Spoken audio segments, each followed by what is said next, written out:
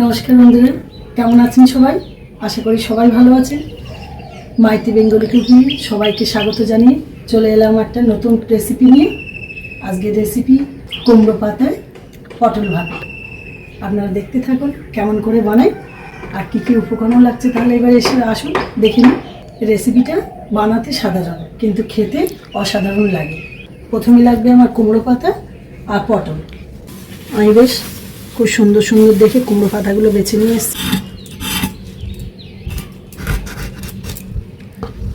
ভিতরের বীজগুলোকে আমি ফেলে দেব। এরকম পাতলা পাতলা করে সরু সরু করে কেটে নেব। এই রেসিপিটা করার জন্য আমার সর্ষেও লাগবে, পোস্ত লাগবে। এখানে আমি সর্ষে নিয়েছি, কালো সর্ষে আর সাদা সর্ষে, দু রকম সর্ষে নিয়েছি এবং সম পরিমাণ। আর এখানে পোস্তও নিয়েছি, এটা আপনাদের আন্দাজ মতন নেবেন। আমি এখানে পোস্ত নিয়েছি চা চামচের 2 চামচ।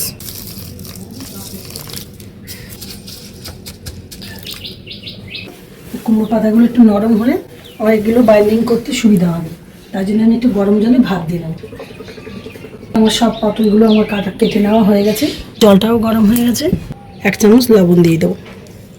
কুমড়ো পাতাগুলো এক একটা করে জলে দেব আর তুলে নেব।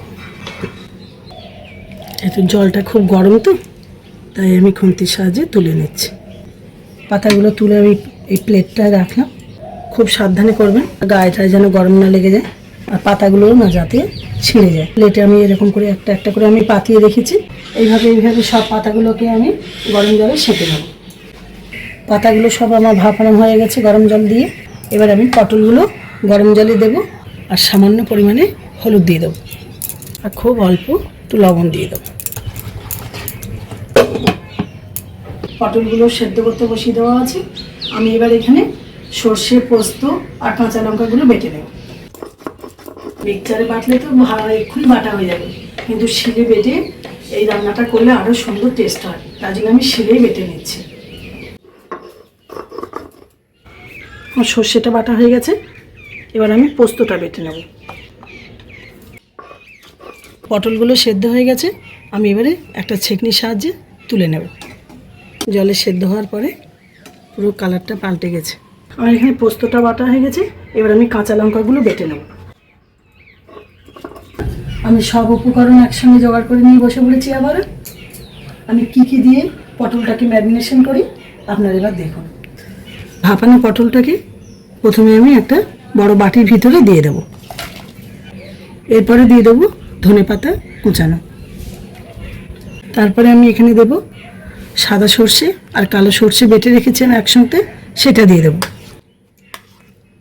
নারকেলটাকে ফাটানোর পরে 2 ভাগ হয়, তার থেকে আমি 1 ভাগ নারকেল কুড়ে নিয়েছি। এই নারকেল কুড়াটা আমি পুরোটাই দিয়ে দেবো। এখানে শুধু পোস্ত বাটা, এর সাথে কিছু মেশানো নেই। এই পোস্ত বাটাটা দিয়ে দেবো। এবার দেবো কাঁচা লঙ্কা বাটা। এই রেসিপিতে ঝাল ঝাল হলে একটু খেতে ভালো লাগে, তাই আমি কাঁচা লঙ্কাটা এইভাবে এতটাই দিয়ে দেবো। 6টা কাঁচা লঙ্কা বেটেছি, পুরোটাই দিয়ে দেবো। এখানে স্বাদ অনুযায়ী চিনি। এবার দিয়ে দেবো টক দই।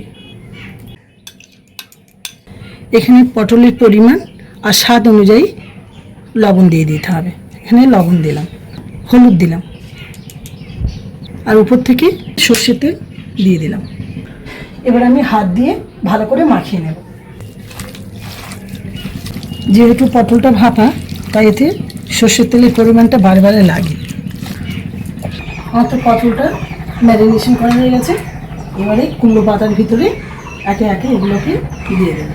একটা একটা করে পাতা দেব আর এর ভিতরে এই পটলের পুরটা দিয়ে দেব। দিয়ে এইভাবে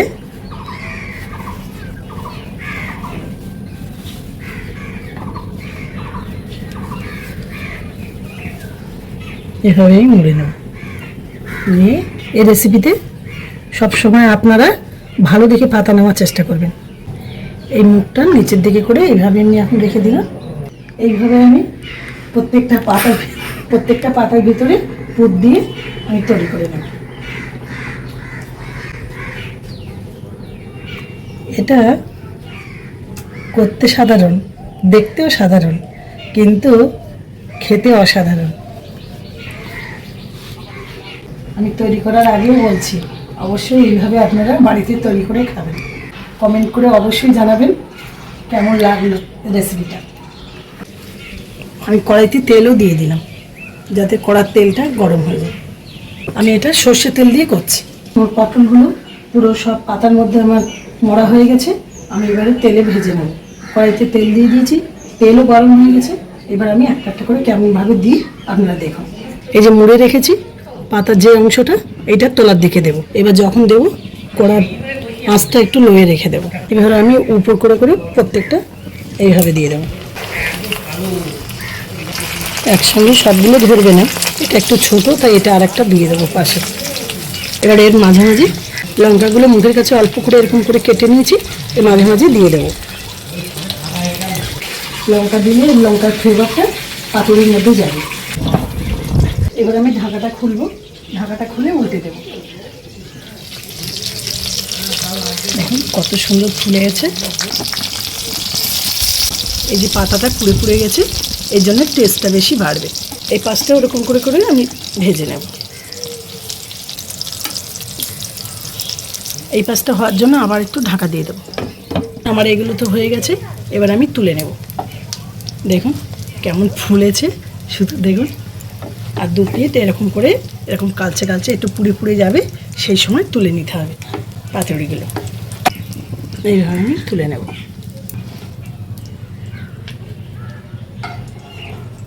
এই লঙ্কাগুলোও তুলে নেব। এই বাদ বাকি এই চারটে আবার একই রকমভাবে ভেজে নেব।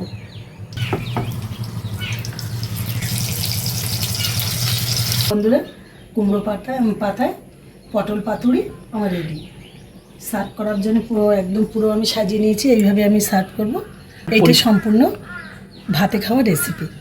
এই রেসিপিটা সম্পূর্ণ ভাতে, গরম গরম ভাতে খাওয়া রেসিপি। ভাত দিয়ে খেলে খুব ভালো লাগবে।